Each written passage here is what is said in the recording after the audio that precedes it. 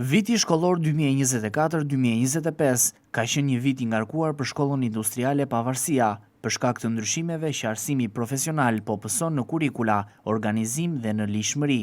Në fund të këtij viti shkollor, Shkolla Profesionale Pavarësia ka certifikuar rreth 400 nxënës. Drejtori i shkollës Gentian Boçi, teksa shprehet për rezultatet pozitive në provimet e maturës, flet dhe për gjurmimin e nxënësve që përfundojnë studimet në këtë shkollë. Vetëm një vit më parë, 70% e nxënësve të kësaj shkolle, pasi përfunduan mësimin, filluan punë në profesionin e tyre, ndërsa nga 100 maturant, vetëm 4 kishin emigruar. Pagesat që ofrohen për profesionet që certifikon Shkolla Pavarësia është shumë e lartë. Sapo është mbyllur viti për 3 vitet e para, viti 4 ka dhe 2 provime mature, duke theksuar që te 2 provimet e para kemi dalë në rezultate shumë të mira në kuptimin që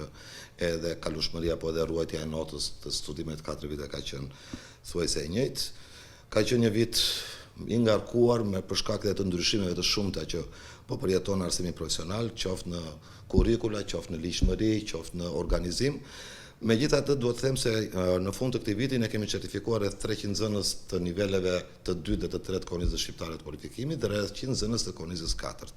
të kualifikimeve. Këtë e them sepse dua të sjell në vëmendje një shifër nga që na rezultoi nga gjurmimi i vjetshëm, pasi shkolla ka një sistem gjurmimi ku vazhdon komunikon me maturantët edhe pasi kanë mbaruar shkollën, dhe nga 100 maturantë e vitit të kaluar, brenda 6 muajsh 75% e tyre kishin filluar punë në profesion. Dhe ajo shifra që na inkurajon më shumë nga të gjitha të tjerat është nga 100 maturantë vetëm 4 kishin emigruar. Një shifër që është jashtëzakonisht, që tregon shumë për shkollën, po jo për shkollën, thjesht për shkollën tonë, po tregon për profesionet, pasi edhe nga studimi tregu që ne bëjmë çdo vit, edhe çdo 6 muaj,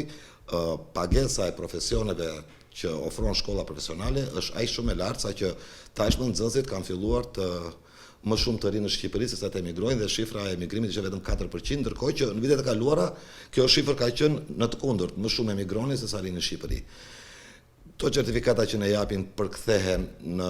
pagë për nxënësit sipas nivelit. Viti shkollor 2024-2025 pati edhe një risi që shënon një epokë të re në arsimin profesional në Shqipëri, arsimi profesional dual. Kjo reformë transformuese, bazuar në modelet e vendeve si Zvicra dhe Gjermania, synon të ofrojnë një alternativë praktike ndaj modelit tradicional të arsimit profesional, të bazuar në shkollë, duke i pajisur të rinjt me aftësitë e nevojshme për një treg pune dinamik. Në sistemin dual të arsimit profesional, nxënësit punëmarrës do të kenë mundësi të punojnë 3 ditë në javë në kompani nga më prestigjioset, kundrejt pagesës. Plus, pasaj për herë të parë, vitin e kaluar, ne praktikuam arsimin dual, që është një sistem i ri arsimor në Shqipëri. Një model i marrë nga vendet gjermanike, Gjermani, Zvicër, Austri, ku nxënësit bënin 2 ditë mësim në shkollë dhe 3 ditë i kanë bërë mësimin pranë OSHE-s, duke u specializuar në drejtimin apo në profilin mirëmbajtje dhe riparime e linjave tensionit të ulët dhe të lartë. E them këtë pasi këta nxënës janë kontingjenti i parë të cilët janë të garantuar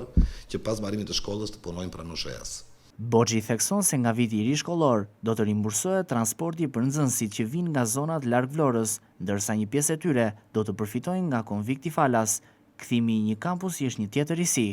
Risit kanë se më në fund u zgjidh problemi i transportit të fëmijëve që i vinë nga zonat e largëta, çdo nxënës që banor mbi 5 km nga shkolla deri në 50 km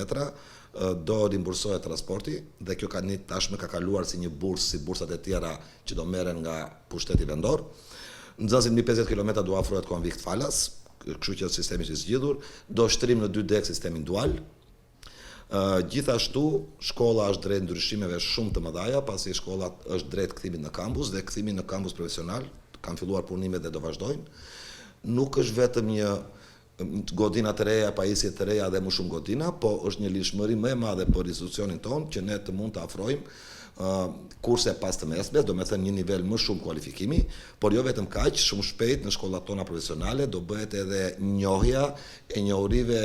të profesione që shumë njerëz i kanë marrë gjatë jetës dhe nuk kanë certifikimin e duhur për këtë pjesë. Në shkollë shumë shpejt po përgatitet lishmëria që shkollat profesionale do ofrojnë edhe certifikimin apo njohjen e këtyre aftësive apo dhe plotësimin e këtyre